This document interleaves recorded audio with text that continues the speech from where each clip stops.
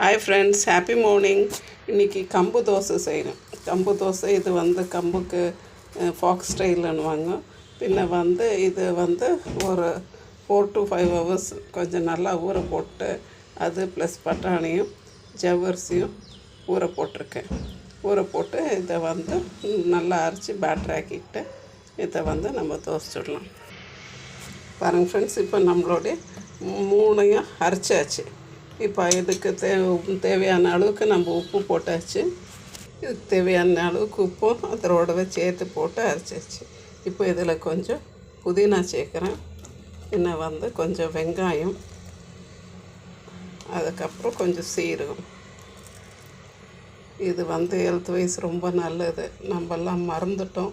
இப்போ மறுபடியும் இதெல்லாம் சாப்பிட சொல்கிறாங்க. ஸோ இப்படி குழந்தைங்களுக்கு கொஞ்சம் இப்படி செஞ்சு கொடுத்தோம்னாக்கா நல்லாயிருக்கும். பெரியவங்களுக்கும் நல்லது, குழந்தைங்களுக்கும் நல்லது. வாங்க இப்போ இதை தோசை சுடுவோம். ஃப்ரெண்ட்ஸ், நம்மளுடைய தோசை ரெடி ஆகிடுச்சு. இது நம்ம இதை பண்ணலை, புளிக்கெல்லாம் வைக்கலை, அப்படியே தான் சுட்டுட்ருக்கோம். கொஞ்சம் சோடா மாவு போட்டுக்கிட்டோம்னாக்கா நம்மளுக்கு அருமையாக வந்துடும். ஒரு பிஞ்சு குக்கிங் சோடா இதோட சேர்த்துருக்கேன், ஒரு 1/4 ஸ்பூன் அளவுக்கு.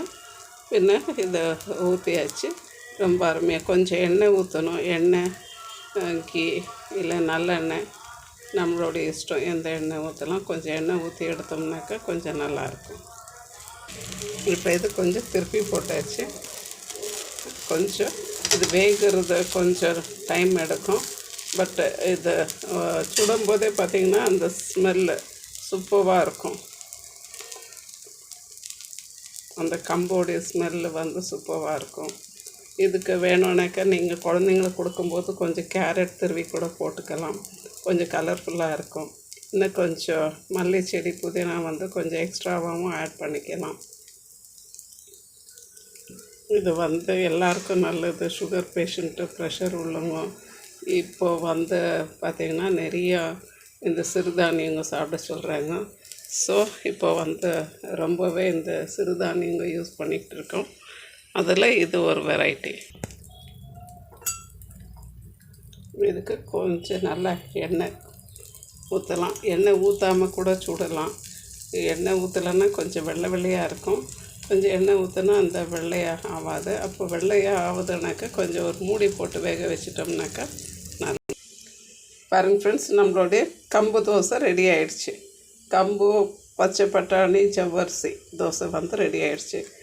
கொஞ்சம் சோடா மாவு போட்டு அரைச்சி எடுத்துருக்கேன். தேங்க்யூ ஃப்ரெண்ட்ஸ், தேங்க்யூ ஃபார் வாட்சிங். இது ஆல் டு ஆல் சேனல். எல்லாம் சாப்பிடுங்க, என்ஜாய் பண்ணுங்க, உடம்பு பார்த்துக்கோங்க. Thank you friends.